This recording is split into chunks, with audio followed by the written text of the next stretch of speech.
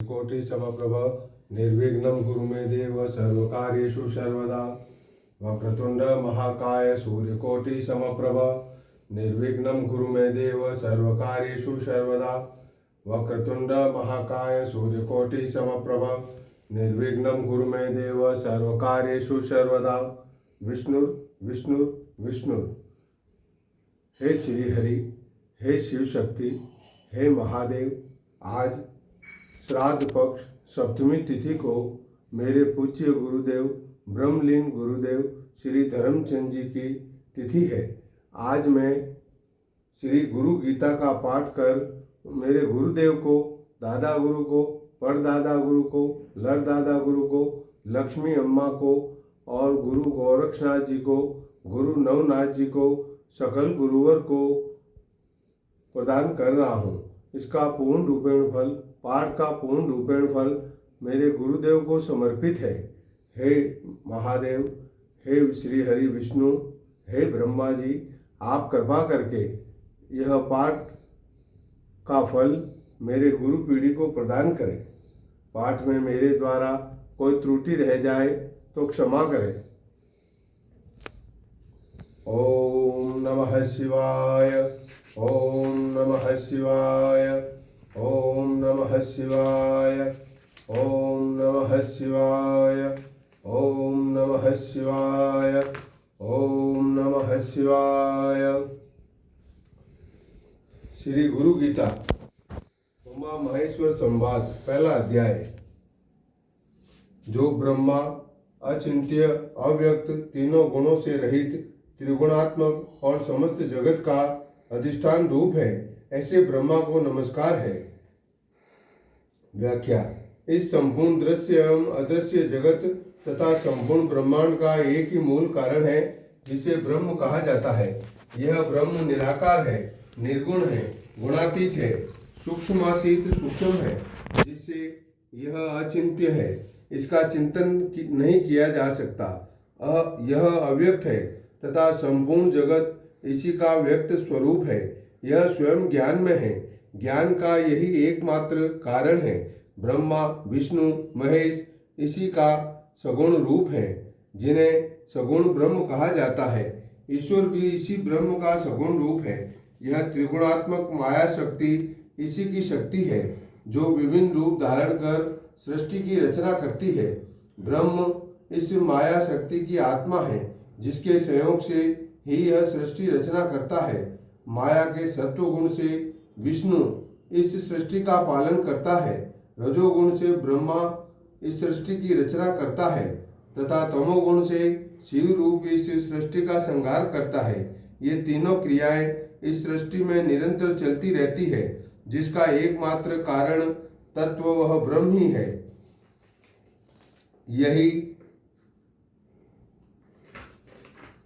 यही एकमेवाद्वितीयम, एक ही है और अद्वितीय है, दूसरा कोई है ही नहीं।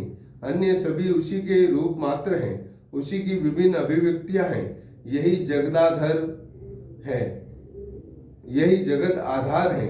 यह अपनी ज्ञान शक्ति से सभी को आलोकित करता है।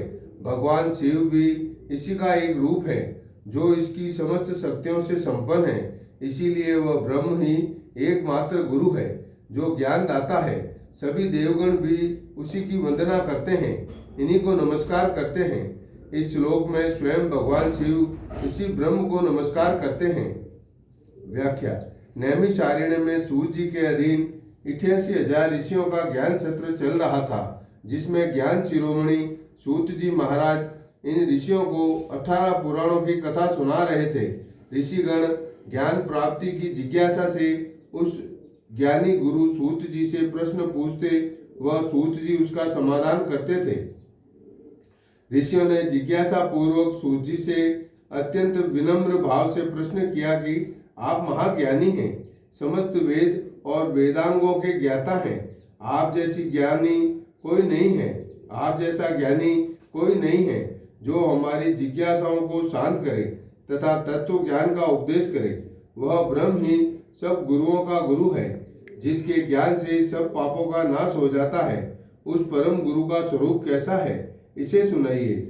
जिस गुरु का चिंतन सभी देवगण, ऋषि, महर्षि तथा स्वयं शिव भी करते हैं, जिसे जानकर सभी अज्ञानी जन मुक्तावस्था का अनुभव करते हैं। उसके स्वरूप का वर्णन करके कृपा करिए, जिसको सुनने मात्र से मनुष्य दुख से विमुक्त हो जाता है, जिस उपाय से मुनियों ने सर्वज्ञता प्राप्त की है, जिसको प्राप्त करके मनुष्य फिर से संसार बंधन में बनता नहीं है, ऐसे परम तत्व का कथन आप करें। व्याख्या। ऋषिगण सूत जी से फिर आग्रह पूर्वक निवेदन करते हैं कि हे महात्मन, वह परम तत्व कौन सा है, कैसा है, जिसके मात्र श्रवण करने से ही मनुष्य अपने संपूर्ण दुखों से मुक्त हो जाता है। उसको जानने का वह कौन सा उपाय है, जिसके करने पर मुनियों को सर्वज्ञता प्राप्त हुई है, जिसे प्राप्त कर लेने पर मनुष्य फिर से इस संसार बंधन में नहीं बनता तथा इस जन्म मरण रूपी आवागमन से सदा के लिए मुक्त हो जाता है। ऐसा वह परम तत्व किस प्रकार जाना जाता है, उसको जानने की क्या विधि है, कृपा करके हमें बतलाइए तथा उस तत्व का कथन भी करिए। आप ही एकमात्र ऐसे ज्ञानी हैं जो इसका कथन कर सकते हैं, इसलिए आपसे ही इसका निवेदन है। अनुवाद। हे सूत जी, जो तत्व परम रहस्यमय एवं श्रेष्ठ सारभूत है और विशेष कर जो गुरु गीता है, वह आपकी कृपा से हम सुनना चाहते हैं, वे सब हमें सुनाइए। व्याख्या। वह परम तत्व ब्रह्म ही ज्ञान में है, समस्त ज्ञानों का वही आधार व कारण है, जो अत्यंत ही रहस्यमय है, जिसको जानना अत्यंत ही कठिन है, जो अज्ञेय है, जिसे जाना नहीं जा सकता, जिसको जानने के लिए समस्त देवगण भी जिज्ञासा करते हैं। सभी ऋषि मुनि जिसका ध्यान करते हैं, फिर वे इसके रहस्य को नहीं जान सके हैं। लेकिन वही सारभूत जो जानने योग्य है, जिसके जानने मात्र से हृदय की ग्रंथि खुल जाती है तथा सभी संशय मिट जाते हैं, ऐसा जो उसका स्वरूप है, उसे हमें सुनाइए। ऐसे दिव्य गुरु ज्ञान के लिए जो गुरु गीता है, उसे हम सुनना चाहते हैं। अनुवाद। इस प्रकार बार बार प्रार्थना किए जाने पर सूत जी बहुत प्रसन्न होकर मुनियों के समूह से मधुर वचन में बोले। व्याख्या। यदि कोई ज्ञान का जिज्ञासु इस प्रकार ज्ञान प्राप्ति की जिज्ञासा लेकर किसी ज्ञानी के पास आकर अनुनय विनय पूर्वक पूछता है, तो ज्ञानी को बड़ी प्रसन्नता होती है। वह बिना किसी प्रकार के भेद के वह अपना संपूर्ण ज्ञान प्रकट करने में बड़ी प्रसन्नता का अनुभव करता है। गुरु के पास ज्ञान है, वह उसे किसी योग्य पात्र को ही देना चाहता है, जिसे वह ग्रहण कर सके, अन्यथा वह मौन ही रहता है। ऋषियों की तीव्र जिज्ञासा को देखकर सूत जी बहुत प्रसन्न हुए तथा उनसे मधुर वचन बोले। अनुवाद। सूत जी कहने लगे, हे सर्व मुनियों, संसार रूपी रोग का नाश करने वाली मात्र स्वरूपिणी माता के समान ध्यान रखने वाली गुरु गीता कहता हूँ, उसको आप अत्यंत श्रद्धा और प्रसन्नता से सुनिए। व्याख्या। सूत जी कहने लगे कि वह ब्रह्म ही समस्त गुरुओं का गुरु है, वही एकमात्र ज्ञान का आधार है। इस सृष्टि की वही एकमात्र संचालन शक्ति है, जिससे सृष्टि की समस्त क्रियाएं संचालित होती हैं। उसके अज्ञान के कारण ही मनुष्य सभी प्रकार के रोग शोक से ग्रस्त रहता है। उसे जान लेने पर यह संसार रोग मुक्त होकर निर्वाण पद को प्राप्त होता है। वह ब्रह्म सभी प्राणियों पर उसी प्रकार ध्यान देता है जैसे कोई माता अपने पुत्र का ध्यान रखती है। वही विश्व पालक है। उसके स्वरूप व महिमा का वर्णन करने वाली गुरु गीता है, जिसका वर्णन मैं कर रहा हूँ, जिसे आप लोग श्रद्धा व ध्यान से सुनिए। इस गुरु गीता का नित्य पाठ एवं श्रवण करने से उस परात्पर ब्रह्म की कृपा का प्रसाद अवश्य मिलता है। गुरु भक्ति ही संपूर्ण पापों का नाश कर उसे मोक्ष प्रदान करने वाली है। इसकी महिमा का मैं कथन कर रहा हूँ, जिसे प्रसन्नता से सुनिए। अनुवाद। प्राचीन काल में सिद्ध और गंधर्वों के आवास रूप कैलाश पर्वत के शिखर पर कल्पवृक्ष के फूलों से बने हुए अत्यंत सुंदर मंदिर में मुनियों के बीच व्याघ्र चरम पर विराजमान शूक आदि मुनियों द्वारा वंदन किए जाने वाले और परम तत्व का बोध देते हुए भगवान शंकर को बार बार नमस्कार करते देखकर अतिशय नम्र मुख वाली पार्वती ने आश्चर्यचकित होकर पूछा। व्याख्या। सूत जी, उस एक ही परम गुरु ब्रह्म की महिमा का वर्णन करते हुए मुनियों से कहते हैं कि भगवान शिव देवादिदेव हैं। वे ही इस ब्रह्म तत्व के पूर्ण ज्ञाता हैं। पार्वती के पूछने पर वे इसकी महिमा का वर्णन करते हैं, जिसे गुरु गीता नाम से कहा जाता है।